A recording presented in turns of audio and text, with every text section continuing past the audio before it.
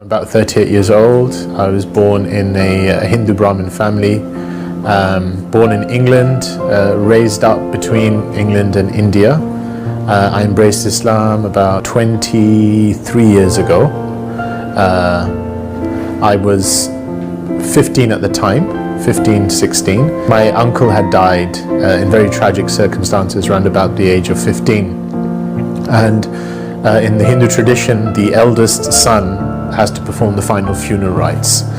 And so he only had 3 daughters. I was the son of his elder brother, and I counted as his sort of eldest son. It was very close to him. So I ended up going to Banaras, which is a place in India, sometimes pronounced as Vanaras, which is a place where they perform the final rites, where usually the body is taken, burnt, turned into ashes, and flowed into the Ganges. So I went there and I had to do a series of rites for my uncle, and at the final point I even saw the ashes of his body, and I saw this along the ghat, along the area where a lot of bodies are being burnt regularly, and they're turned into ashes and they literally flowed into the water. It kind of struck me that life is, at least the way we think of it, is very impermanent. And the whole idea of death as being so close was something that really, really struck me. And so from the age of about 15, I started looking into what death means in other traditions and the afterlife. And being a Hindu, I looked into my own tradition first, and the whole idea of rebirth and karma and so on was something that I was looking into. And then I started looking into other religions, Judaism, Christianity. And one of the things that I always held on to was that there's lots of different paths. All these religions are fine as long as anyone takes a religion, and they're all reaching to God at the end. Until I came across Islam, and Islam was probably the last possible religion I would have been looking at, partly because in those days, now it's probably 10 times worse, but in those days they had a bit of bad publicity, and I remember reading a couple of Reader's Digest articles, which was the kind of the book that often used to have a few things about real life events, and they'd have these real life stories, and they'd often have a bad story of somebody being forced to wear the hijab, or anyway, cut a long story short. When I started looking at Islam, what struck me was it didn't appear what it should have appeared to be. So it wasn't, an Arabian religion 14 centuries ago, one of many other religions. So there's Hinduism, that wonderful combination of different faiths, and from the Indian subcontinent, different ways of thinking, because the term Hindu itself is kind of a catch term for lots of different ways of looking at things within the Indian subcontinent. And then you had Judaism, which is kind of the people of Judea, the people of Israel, the tribe, and so on. And Christianity generally centering on the person of Christ and what happened, and the idea of his redemptive sacrifice. But Islam was kind of giving a more broader message. For starters, the Prophet Muhammad, who's, at least to my mind, seemed the founder of Islam, is not mentioned in the Quran apart from 3 times. And the Quran's got a whole chapter on Mary. Well, she's not Arab, technically, in my mind. And then there's Abraham popping up, and Noah popping up, and Jesus popping up. And what's that got to do with, Arabia at that time? And then a different narrative started emerging. So the first narrative I had was there's lots of different paths, everyone's going to God. And then a different narrative emerged, which is God is one, and the essence of his path of submitting to that oneness is one. And he has been sending different messengers to each and every nation from the beginning of time until now. And that was, Adam was the first. And that religion, for all intents and purposes, in Arabic could be called Islam, or that way could be called Islam, but that is the one path, that is the path of God. And it's broad enough to accommodate these various things. And when I struck that, it was kind of, whoa. Now this is a challenge, because I could sit back in my comfort zone and say there's lots of different ways, and we're all one big happy family, and all you need is love, and all of that stuff.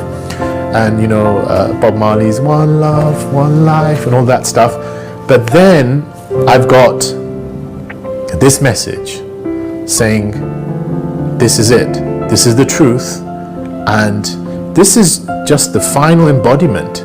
But that truth has been coming from the beginning of time, and it will keep coming, because that truth is the message of the cosmos. That truth is the message that's being shown to you over and over and again. And so then it was a bit of a thing that doesn't fit the Islam that I'm reading in Reader's Digest, or today they could just say the Islam that you see on television, or the Islam that is constantly being bombarded.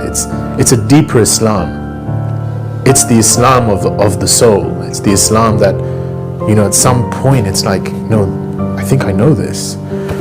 And so that process, initially it was a kind of a, how do I debate with this? And I had a couple of friends at school who started to get more into their practice of Islam. And so I used to often debate with them women's rights and, violence in Islam and all my little things. And I was quite good with words, so I found that I would win the arguments, but when I left them and I went home, I would lose the debate. Because at some point I knew that I was winning with points, but there's a deeper level of conviction that had started to rise in my heart about what's being said. And so the whole process just kept going, and I feel, looking back now, God sort of created a conflation of events that were happening at that time, and I was being exposed to Islam in different, people close to me. So my school teacher, she actually embraced Islam, and it was just, my life changed after that. But later on I heard that there's that whomsoever Allah wills to guide, He gives them expansion. He expands his chest lil Islam, he expands his chest for God. And sometimes there's a term, I think it's called yuqallib, to literally turn a person. And that was my sensation. I literally felt I was turned and I was spanned, and it was like this sense of expansion. So yeah. And then what was really interesting is the next day when I told people I wanted to become Muslim, and I said what I did, the way you become Muslim, it was just a coming home. It's like, oh, this is me. This is a part of me. This is what I've always known somehow, somewhere. And then I think the biggest reason why there was a delay, which in hindsight I think was partly because I just didn't think it was possible. I didn't think someone born in a Hindu Brahmin family could actually become Muslim. It didn't seem possible to me. It was not something I could have entertained, because I didn't actually, I don't think I knew of any converts from Hinduism. So I couldn't imagine someone from Hinduism could become Muslim, and at least not in the background that I had. So it was a very relaxed, not very strong, Hindu type, but as is common to many, at least that kind of Hindu upper class Brahmin sort of environment, it's sort of like a very relaxed identity, shrouded on like festivals, and just tight-knit family, very close, well off, not many problems. And then why would you do that? Why would I convert? It was not something, it never came to me. And then even as the faith was emerging, it was sort of like, yeah, but it's kind of like growing as a seed. It sprouted, and when it was, I believe this. Now what does that entail? And when that thing happened, then it was always like, this is a bridge. And can I ever cross it? Can I ever actually take that step? I mean, what would my family say? What would anyone say? And then I think what finally pushed it over was that, God actually created an environment around me where I saw other people convert. And someone who I really looked up to, who had converted a year or two before, and his life had literally changed.